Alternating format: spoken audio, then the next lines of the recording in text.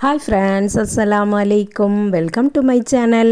இன்றைக்கி நம்ம சேனலில் கத்திரிக்காயும் உருளைக்கிழங்கும் வச்சு டிஃப்ரெண்ட்டான நல்ல டேஸ்டியான ஒரு கிரேவி ரெசிபி தான் பார்க்க போகிறோம். எப்படி பண்ணலான்னு பார்க்கலாம்.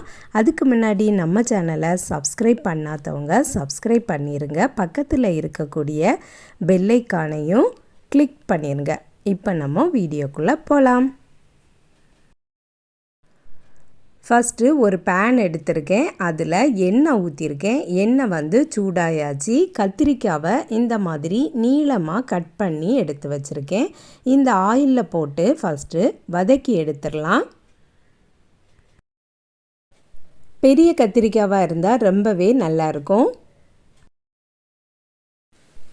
எண்ணெயில் கொஞ்சமாக வதங்கினா போதும், ரொம்ப கரிய விட வேண்டாம்.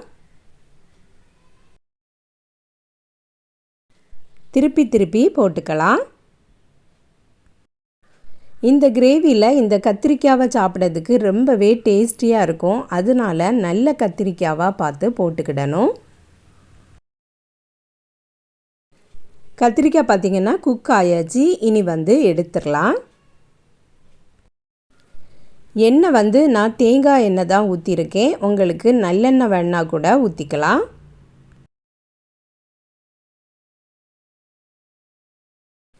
அதே பேன்லையே உருளைக்கிழங்கையும் போட்டுடலாம். உருளைக்கிழங்கையும் நான் இந்த மாதிரி நீளமாக தான் கட் பண்ணி எடுத்து வச்சுருக்கேன்.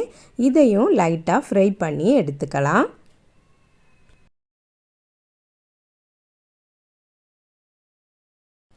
என்னுடைய வீடியோ பிடிச்சிருந்தா வீடியோவுக்கு ஒரு லைக் பண்ணிடுங்க. சப்ஸ்கிரைப் பண்ணாமல் பார்த்துட்ருக்கீங்கன்னா சப்ஸ்கிரைபும் பண்ணிடுங்க. உருளைக்கிழங்கும் வதங்கியாச்சு, எடுத்துடலாம்.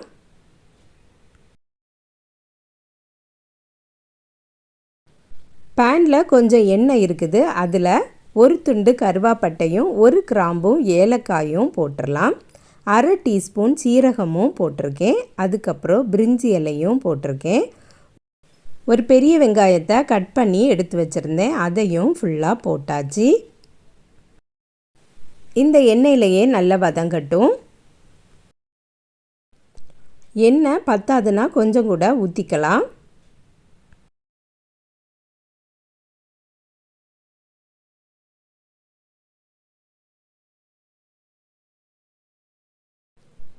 ஒரு டீஸ்பூன் இஞ்சி பூண்டு விழுதையும் சேர்த்துடலாம்.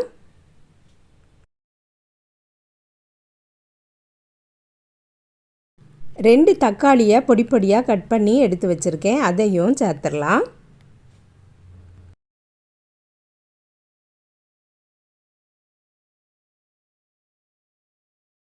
கிரேவிக்கு தேவையான உப்பையும் சேர்த்துடலாம்.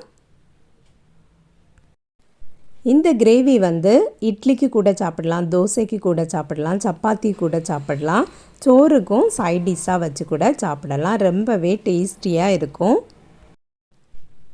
ஒரு டீஸ்பூன் வத்தல் தூள் சேர்த்துருக்கேன். கொஞ்சமாக மஞ்சள் தூளும் சேர்த்துட்டு அரை டீஸ்பூன் கரம் மசாலாவும் சேர்த்துருக்கேன். உங்கள் காரத்துக்கு தக்கன நீங்கள் வத்தல் தூள் சேர்த்துக்கலாம்.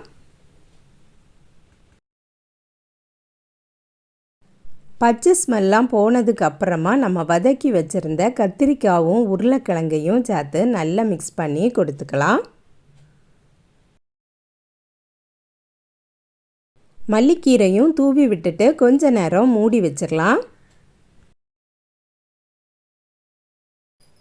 நம்ம போட்ட மசாலா எல்லாம் கத்திரிக்காய் உருளைக்கிழங்கு கூட நல்லா மிக்ஸ் ஆயாச்சு.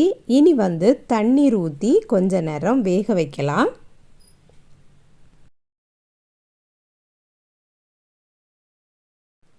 உப்பு பார்த்துட்டு தேவைன்னா போட்டுக்கிடுங்க.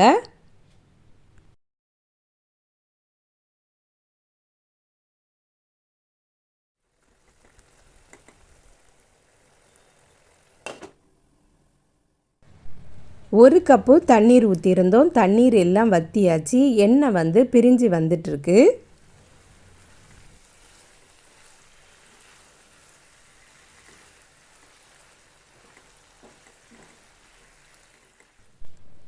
இனி இதில் கொஞ்சமாக மேத்தி லீவ்ஸ் போட்டுடலாம். இது போடும்போது ரொம்பவே டேஸ்டியாக இருக்கும். உங்கள்கிட்ட இருந்தால் போட்டுக்கலாம், ஆனால் இது போட்டால் ரொம்ப டேஸ்டியாக இருக்கும்.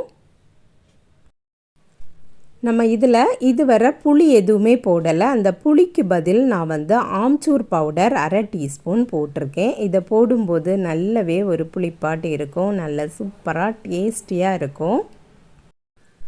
ஆம்ச்சூர் பவுடர்னால் வேறு ஒன்றுமே இல்லை, மாங்காய் பவுடர் தான். இது நான் வந்து வீட்டிலையே ரெடி பண்ணி வச்சுருந்தேன்.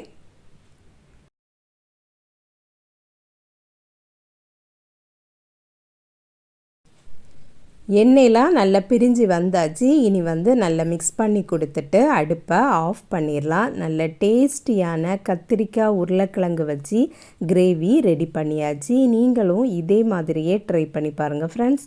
இந்த வீடியோ பிடிச்சிருந்தா லைக் பண்ணுங்கள், ஷேர் பண்ணுங்கள். நம்ம சேனலை இது வரைக்கும் சப்ஸ்கிரைப் பண்ணலைன்னா சப்ஸ்கிரைப் பண்ணிடுங்க. நெக்ஸ்ட் வீடியோவில் வேறு ஒரு ரெசிப்பியில் சந்திக்கிறேன். அஸ்ஸலாமு அலைக்கும்.